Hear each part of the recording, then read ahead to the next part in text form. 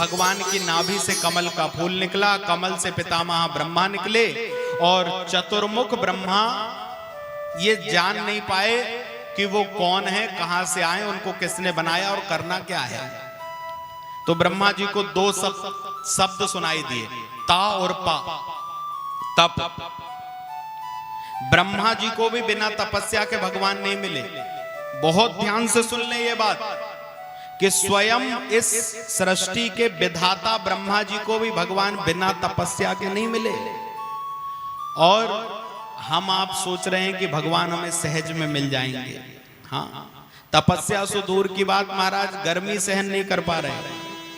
और तपस्या कैसी हुई? बोले पार्वती मैया ने भगवान भोलेनाथ को पाया। देखो तपस्या, भीषण गर्मी में पत्थर की चट्टानों पर खड़ी रही, भयंकर बरसात में ओले की बरसात की मूसलाधार वृष्टि होती रही, ठंड में रात्रि रात्रि भर गले गले तक जल में डूब करके तपस्या करी।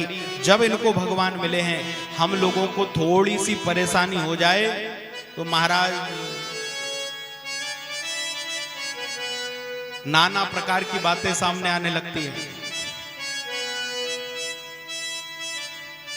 बातों को सुनकर ऐसा लगता है कि दुनिया में कभी एक साथ कोई किसी को संतुष्ट नहीं कर सकता। महाराज कोई कह रहा सब्जी में मिर्ची कम है, कोई कह रहा मैं अधिक मिर्ची वाली सब्जी खाता हूं। अब बताओ ये कैसे किया जाए? हाँ, हम लोग भगवान के धाम में सब्जी की मिर्ची खाने के लिए नहीं आए महाराज। हाँ, विचार करो हम कहां आए हैं और किस लिए आए हैं। लेकिन व्यक्ति अपना स्वभाव नहीं छोड़ सकता। जिनका स्वभाव है कमियां निकालना, तो वो चांद में भी कह देते हैं कि देखो काला काला दाग दिख रहा है ना। ये स्वभाव है, ये छूटेगा नहीं। लेकिन निवेदन यही है कि केवल यहां से ही मतलब नहीं है, अपने स्वभाव में महाराज कमियां निकालने की प्रवृत्ति समाप्त करें तो हमारा कथा सुनना सार्थक है। महाराज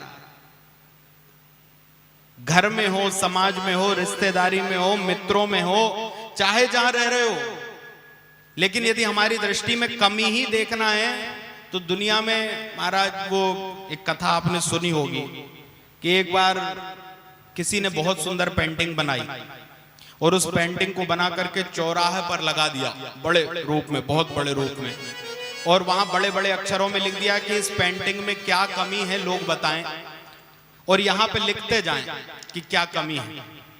तो जितने लोग चौराहे से निकले वो रुक रुक करके देखें कि कमी क्या है। महाराज अब कमी निकालने में सब स्पेशलिस्ट हैं, तो पल किसी ने कहा इसमें ये कमी है, किसी ने कहा वो कमी है, और लगा लगा के निशान लगा लगा के इतने निशान लग गए कि वास्तव में जो चित्र था वो दिखना बंद हो गया और दुनिया भर का कचरा कूड़ा उसके ऊपर चढ़ गया। अब दूसरे दिन उसी पेंटिंग बनाने वाले ने कहा कि महाराज आपकी सारी कमियां मैंने सुन ली, देख ली, लेकिन मेरा निवेदन ये है कि आप लोगों ने कमी निकालने के लिए जो निशान लगाए हैं उनको मिटाकर फिर से पेंटिंग को वैसा ही बना दो। तो एक भी सामने नहीं आया महाराज। सब देख देख कर रास्ता चलते चले गए। बोले ये प्रवृत्ति है समाज की कि कमी निकालना हमारे अंदर, हम बड़ी सहजता से किसी को भी कुछ भी कह सकते हैं, लेकिन यदि हम कथाएं सुन रहे हैं, सत्संग कर रहे हैं, तीर्थ यात्रा कर रहे हैं, तो अपने स्वभाव में परिवर्तन लेकर के आए। केवल कथा नहीं, अपितु घर में, समाज में, परिवार में, रिश्तेदारी में, मित्रों में, जगत में, जमाने में, कहीं भी यदि आपको बहुत अच्छा बनना है तो कमियां निकालना बंद करो। अच्छाई देखो कि इसमें अच्छा क्या है महाराज, इसमें बढ़िया बात क्या है, और 9 बुराई हो तो उसको एक तरफ रखो, एक अच्छाई हो तो उसको ग्रहण करो। आपका जीवन मंगलमय हो जाएगा। बोलो रामचंद्र भगवान की।